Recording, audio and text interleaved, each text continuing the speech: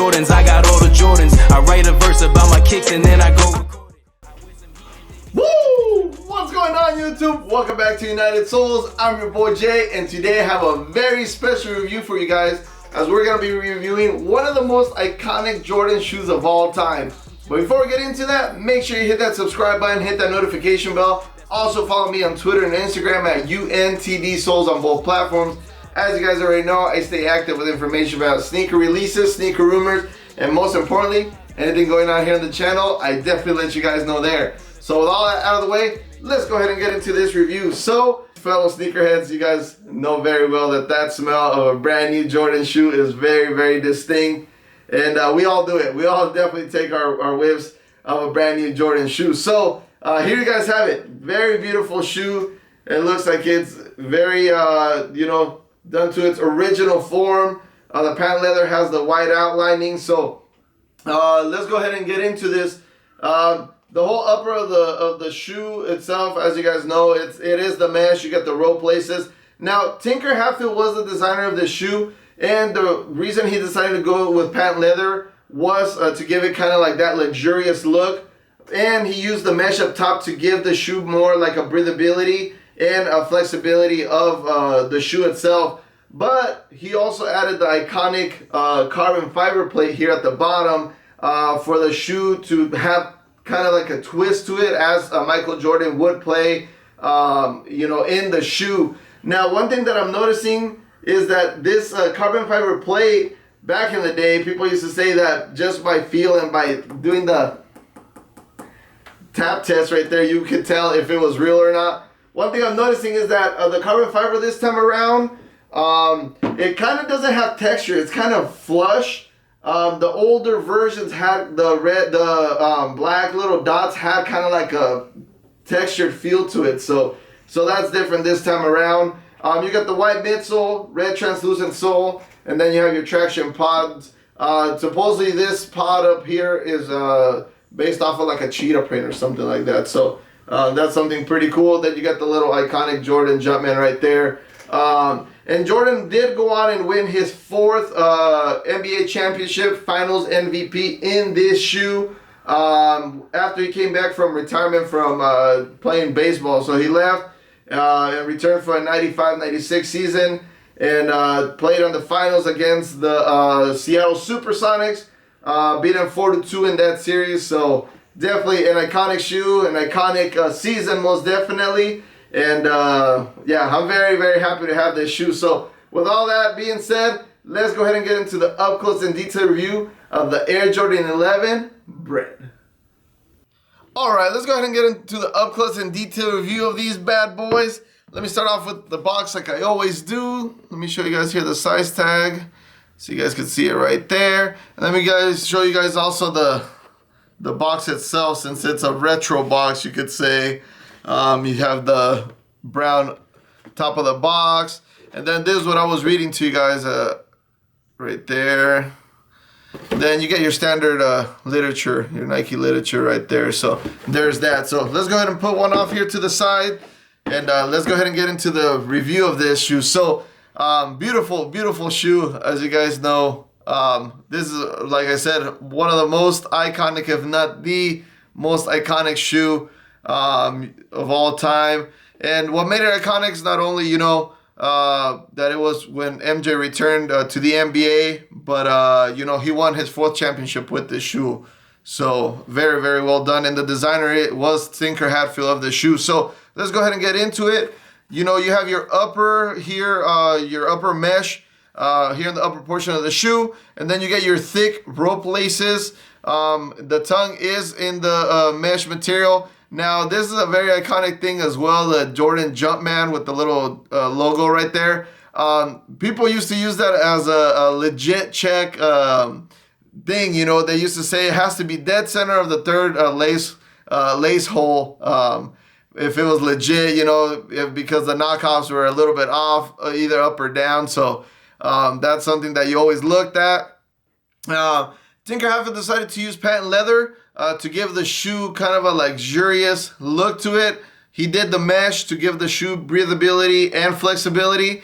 And then he added the iconic carbon fiber plate to give the shoe kind of like a twistability and performance, you know, with Jordan's type of gameplay. Now, let me show you guys here this up close so you guys could see the difference. You know, if you guys own the prior models to this, you'll know that this is a little more darker. And this, from the looks of it, it is a little lighter, and it doesn't have the texture. Like the black dots here aren't textured, but there's your iconic noise right there. So there's that, and then you have your obviously your white midsole, and then your translucent red sole, and then the sole itself. You have your traction pods. Now this right here is supposed to represent, I believe, if I'm not mistaken, a cheetah paw. So that's what they base this traction pod off of. And then you have your Jordan Jumpman right there through the translucent sole right there. You guys could see it. So another thing that, you know, like I said, is real cool about this shoe is that they did it in its original form. One of the things that throughout the years they changed around was this Jordan Jumpman. So for all you newer sneaker guys out there, what I mean by that is, as the years went by, this is the original position that they came in. They always faced away from the 23 here in the back. But as the years went by, your left shoe, they changed the Jumpman around, so the ball was actually facing closer to the 23 here. And that was another way of legit checking the shoe at that time. The ball had to be literally in between the 2 and the 3, and that would make it authentic. But the original form was this, both Jumpmans facing away from the 23 right there. And another thing that I'm really glad that they did is that they did give us the original 23 right there. As you guys know, the Concords and all the other recent releases they've done, they put the 45 on the Space Jams. They put the 45 as well, which is cool. You know, it has a resemblance to it, but you know, this definitely is the OG. Now, one downside to this is that as time goes by, like I said, from wearing it so much, this does squish, and then you could barely even see the 23. But I believe there is fixes out there to repair that, or just put on the shoe carefully. The inside portion right here, identical to the outer. Now, another thing is as well the high cut on the patent leather. You guys could see, and then it has the white, you know, kind of like a raw patent leather right there. It was not painted. And so I believe on the prior model to this, it was painted. So there you guys have that. Let me give you guys a little 360 of these beauties. Let me put them together so you guys could see. You guys could see these. Man, these are very, very beautiful shoes. I'm so happy to have these. Now also, before we get out of here, let me give you guys, let me see if we have a production date on these. Let me show you guys the shoe tree before we finish. There's your shoe tree right there. So you guys could see it right there. Bam. Does it say anything? Yes, right here on the corner it says, this one says it's a size 9. It says QF-8H 8.5 through 10 B2. It says it right there in that little corner. I don't know if the camera will see it, but just for, you know, authentication purposes, if you guys need to on these pairs. And let's see here what we have. Okay, production dates. We have 7/17/19 to 9/9/19 production dates on this shoe. So let me give you guys another little 360 here, so you guys can see them. And there you guys have them. So now that you saw the up close and detailed review of the Air Jordan 11 Bred, let me know what you guys' overall thoughts are on this. Is this a definite cop, or is it a drop, or wait, what am I saying? Come on, if you're watching this video, you know you're copying. So my question is, how many pairs are you copying? Are you copying 1, 2, 3, 4 pairs? Are you hooking up the whole family? What is it that you guys are trying to do with this shoe? One thing that I love that Jordan Brand does, or has been doing lately, I guess, with the holiday releases, is that this shoe is rumored to be widely available, which I think it's a great thing, because hey, it's the holiday season. We all want to be able to cop what we want, and most definitely this shoe, one of the most iconic shoes, it definitely should be widely available. So I think that if you guys do your homework, if you guys go into your raffles wherever you're located, and already in the sneakers op on December 14th. There should be no reason why you guys shouldn't be able to cop at least one pair of these.